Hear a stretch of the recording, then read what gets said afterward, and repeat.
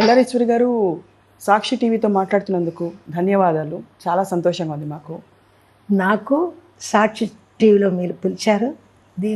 దీంట్లో పాల్గొనేటప్పుడు నాకు పెద్ద సంతోషంగా ఉంది, హాయిగా ఉంది. ప్రేక్షకులు అందరికీ నా నమస్కారం. తెలుగు సినీ పరిశ్రమకి 80 ఏళ్ళు గడిచిపోయింది. అలాగే మీరు 60s వచ్చారు, కానీ అప్పటి నుంచి ఇప్పటి వరకు ఏమాత్రం మార్పు లేదు. దాని వెనక ఉన్న రహస్యం ఏంటంటారు? మీరు చెప్తున్నారు మార్పు లేదని. మార్పు లేకుండా ఎట్లా ఉంటుంది చెప్పండి. అప్పుడు లంక ఓణి వేసుకున్నాను, ఇప్పుడు చీర కట్టుకున్నాను కదా. చిన్నప్పుడు మీరు కోరస్ సింగర్గా ఇండస్ట్రీకి వచ్చారని తెలుసు, అందరికీ తెలుసు. అవునండి. ఆ కోరస్ పాటలు ఒకసారి గుర్తు చేసుకుంటారంటే ఏ ఏ పాటల కోరస్ పాడారో ఇప్పుడు గుర్తుందా ఏమన్నా? ఒక పాట మన సుశీలమ్మ పాడింది, అందులో వచ్చి ఒక హమ్మింగ్, స్వప్న సుందరి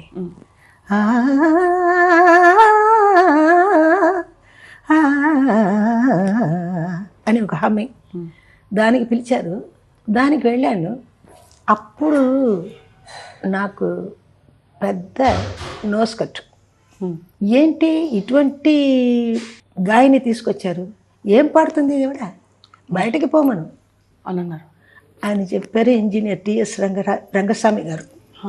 చాలా బాధపడి వచ్చాను, ఏంటి ఇలాగే చెప్పేశారు అని. నేను బాగా పాడాను, ఇంకా ఎవరు బాగా పాడలేదు, కానీ నన్ను బయటకు పంపించారు. కేవి మహాదేవ్ గారు, ఏపీ నాగరాజు గారు, వీళ్ళిద్దరూ కలిసి ఒక పిక్చర్ తీశారు, నల్ల ఎడత్తు సంబంధం అని తమిళంలో తీశారు.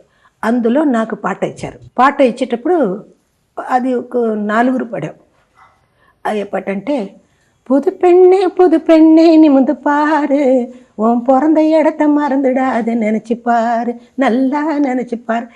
ఒకటి, பொண்ணு மாப்பிள்ளை ஒன்னா போகுது జిగు జిగు வண்டியிலே, పొరుతమాన పుదు జోడి పోగుదు గుబు గుబు వండిలే. ఇద్దరు కలిసి పాడారు. ఈ 2 అయిపోయింది. ఇంత బాగా పాడుతుందే, ఇవిడికి ఒక సోలో పాటిస్తే ఎంత బాగుంటుందని ఏపీ నాగరాజు గారు చెప్పారు. చెప్తే నాకు వెంటనే ఒక సోలో వచ్చింది.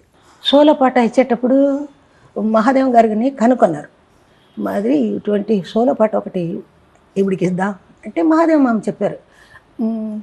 అక్కడ ఫీల్డ్లో ఏమంటే కేవి మహాదేవన్కి మామ అని అందరు పిలుస్తారు, అందరూ మామ మాప్లే అని పిలుస్తారు.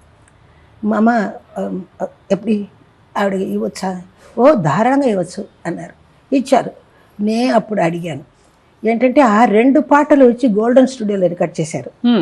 నేను సరే ఒప్పుకున్నాను. నలుగురు పాడాము. తర్వాత 2 సోలో వచ్చేటప్పుడు అక్కడే చేస్తారని అనుకుని నేను వెంటనే అడిగాను, ఎవరు రికార్డింగ్, ఏంటిరా ఒక్కో సోలో ఇవ్వగానే ఇది ఎవరు రికార్డింగ్ అని అడుగుతుందే అని ఏపీ నాగరాజు గారు. మీకు గర్వం అని అనుకున్నారా? అది కాదు, ఎందుకు ఇట్లాగే, నాకు గర్వం లేదు, చిన్న ఈ అమ్మాయికి ఏం తెలీదు, చిన్నతనం, ఇది ఏదో అడుగుతుంది, మనం చెప్దాం. అమ్మ రంగస్వామి చేస్తున్నారమ్మా అని చెప్పారు. అయితే నాకు ఈ పాట అక్కర్లేదండి అని చెప్పేశాను నేను. ఎందుకమ్మా ఏమైంది చెప్పు అన్నారు. నేను ఒక కోరస్లో హమ్మింగ్ పాడిపోయాను, అప్పుడు నన్ను ఈ వాయిస్ ఇది బయట పో అని నన్ను గెంతేశారు.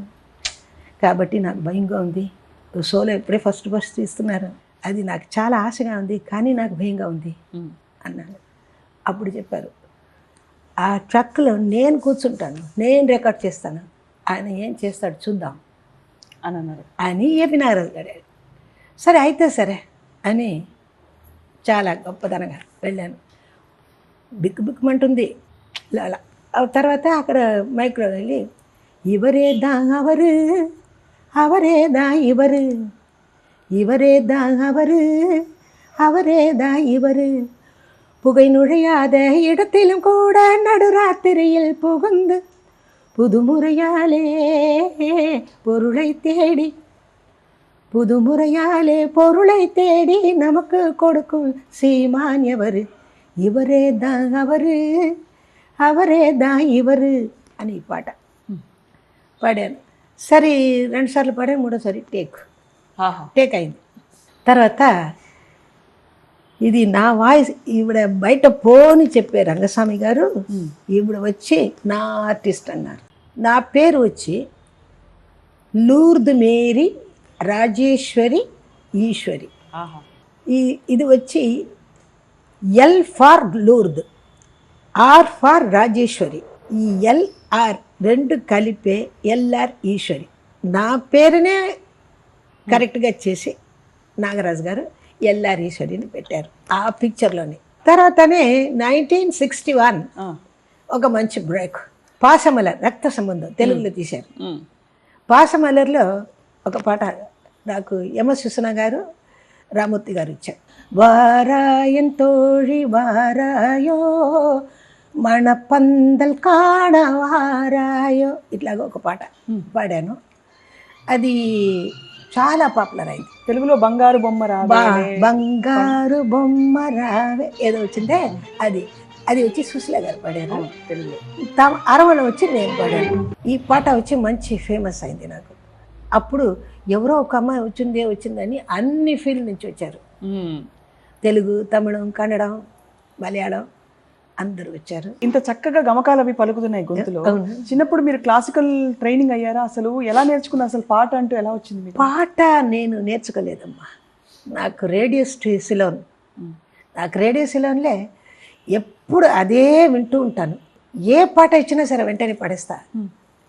ఆ కాలంలో వచ్చి ఇది సంగీతం నేర్చుకోవాలంటే అప్పుడమ్మా నాకు లేవు, డబ్బులు లేవు. నాన్నగారు చిన్నప్పుడు చనిపోయారు. నాకు 6-5 వయసు అప్పుడు చనిపోయారు. మా అమ్మగారు ఒంటరిగా 3 పిల్లల్ని పెట్టుకొని ఆవిడ చాలా అప్పుడే ఆవిడ కోరస్కి వచ్చింది, ఆవిడ పైకి తీసుకొచ్చింది. అప్పుడు ధనం లేదు, ఇప్పుడు టైం లేదు. భలే చెప్పారు. అది నేర్చుకోవాలంటే ఇప్పుడు టైం లేదు, వయసు కూడా మనకు అవుతుంది కదా. అప్పట్లో జమునారాణి గారు ఒక బాణీ పాటలు అంటే కొంచెం చలాకీ పాటలు పాడడానికి ఆవిడే పెట్టింది పేరని బయలుదేరారు. కానీ ఒకటి చెప్తూ ఉంటారు ఇప్పుడు, దట్ మీరు ఇండస్ట్రీలోకి వచ్చి మీరు చలాకీ పాటలు పాడడం మొదలు పెట్టాక ఎలా ఉండేది అప్పుడు? అంటే మీరు ఒక కొత్త సింగర్ వచ్చారు, కొత్త కైండ్ ఆఫ్ గొంతు, చిన్న జీరం ఉన్న గొంతు, అంత హుషారు, అసలు ఎక్కడ ఏ ఎక్స్ప్రెషన్ కావాలంటే ఆ ఎక్స్ప్రెషన్ అనుకున్న దానికంటే ఎక్కువ పలికించి ఎలా రిసీవ్ చేసుకున్నారు సీనియర్ సింగర్స్ జమునారాణి గారు లాంటి వారు? మీరు ఆవిడ ఫర్ ఎగ్జాంపుల్. నాకు చాలా బాగా ఎంకరేజ్ చేశారు. ఆవిడ చాలా బాగా ఎంకరేజ్ చేశారు. ఆవిడ ఇంకా ఇప్పుడు నా ఇంటికి గడప పెట్టింది ఆవిడ అమ్మగారే. గడప పెట్టి నాకు ఒక ఇల్లు కావాలని మా అమ్మ దగ్గర చెప్పి, ఈవిడ ఇప్పుడు పాడ మొదలుపెట్టింది కదా, అయితే ఆవిడ సొమ్మంతా కరెక్ట్గా దాచిపెట్టి ఒక ఫ్లాట్ కొనాలి, మీరు ఒక ల్యాండ్ కొనాలి ముందు. అది మా అమ్మకి చాలా ఇష్టం. మా అమ్మగారికి జమునారాణి గారు చాలా గొప్పగా ఆశీస్సులు ఇచ్చారు. కానీ ఇప్పుడు ఒక్కరే ఉండాలంటే కుదరదు కదమ్మా. రోజంతా ఒక్కొక్క టైంకి ఒక్కొక్క టైం మారిపోతుంది. దేవుడు అందరికీ ఎక్కడెక్కడ ఎవరికి రాసి పెట్టారో అది నాకు రాసి పెట్టారు. ఎవరు ఏం తలుసుకున్నా నాకు ఏం తెలియదు, బాధ లేదు. ఎవరు ఎలాగా ఉన్నా సరమ్మా, నా రూట్ సపరేట్ రూట్. అండ్ మీ రూట్ నిజంగానే ఒక బాగా మెలడీ పాట బాగా ఊపులో ఉన్న టైంలో ఒక్కసారిగా ఈ హుషారు పాట, ముందొచ్చిన పాటలన్నీ కూడా మీకు దుఃఖం ఉంటే సంతోషంగా ఉండి ఇలాంటివి బోధించే పాటలు వచ్చాయి. కానీ ఒక్కసారిగా లే నా రాజా ఇలాంటి పాటలన్నీ అసలు ఎట్లాగానే నాకే తెలియలేదు. అప్పుడు వచ్చేటప్పుడు ఆ గాలిలోన పైట చెంగు గంతులేసేనెందుకో, గాలిలోన పైట చెంగు గంతులేసేనెందుకో, అది ఒక రామనాయుడు గారు పిక్చర్లో పాడాను. అది ఒక పెద్ద హిట్ అయింది. ఇప్పుడు వాళ్ళు పాట ఇస్తారు, పాట నేర్చుకుంటాను, అందులో ఏమి అర్థం నాకు తెలీదు, కానీ అందులో మునిగిపోతాను నేను. ఇన్వాల్వ్మెంట్తోనే పాడతా. మీరు ఇలాంటి కొత్త బాణీని స్టార్ట్ చేసిన టైంలో బయట అందరూ ఇండస్ట్రీలో ఏమనుకునేవారు? ఎందుకంటే అప్పటి వరకు కొద్దిగా కొంచెం మాస్ పాటలు ఉన్నా కూడా చలాకీ పాటలు కొంచెం ఒదిగి ఉండేవి.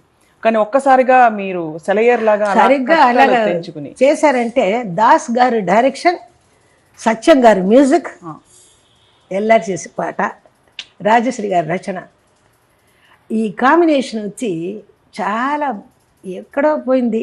అదే నాకు తెలియలేదు. అది నా రాత, సత్యం గారి రాత, అందరి రాత అని అనుకుంటున్నా. అటువంటి పిక్చర్స్ వచ్చాయి. అటువంటి పిక్చర్స్లో ఎంతో చాలా నాకు ఇంత పాపులర్ ఉంటున్నానని నాకు తెలీదు. వైజాగ్లో ఒక స్టేజ్కి ఎక్కాను.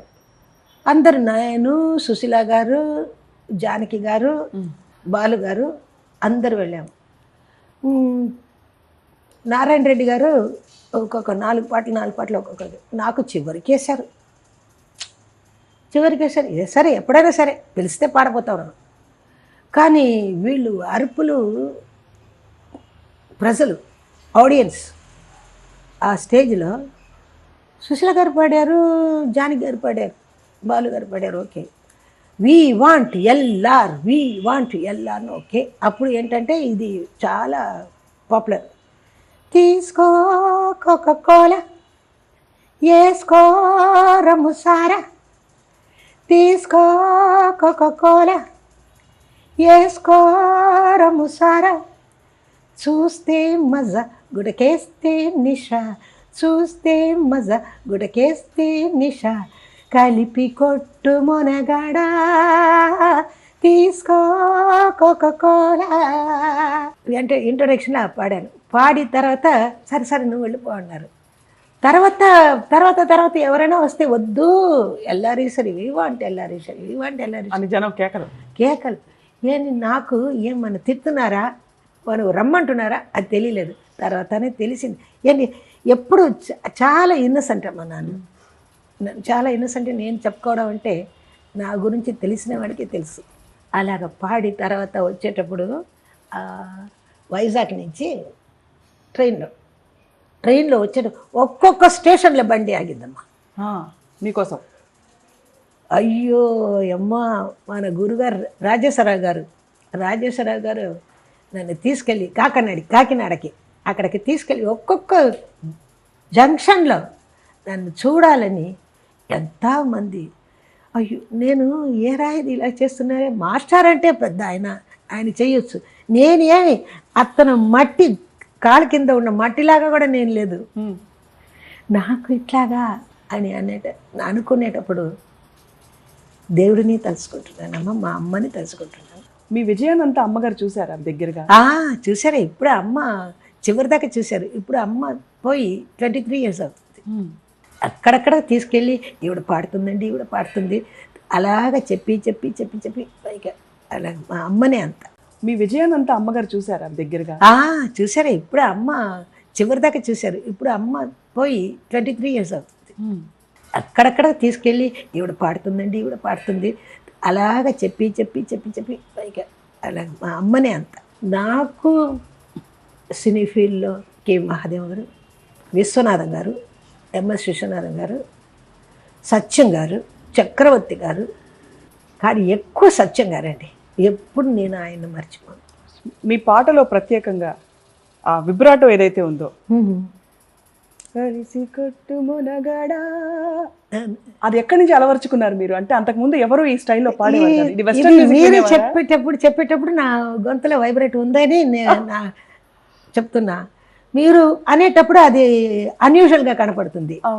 నా గొంతులో అది వచ్చి ఒక ఫ్లోగా కలిపి కొట్టు మనగాడా అని వస్తుంది. అది ఎలాగొచ్చిందో తెలియలేదు.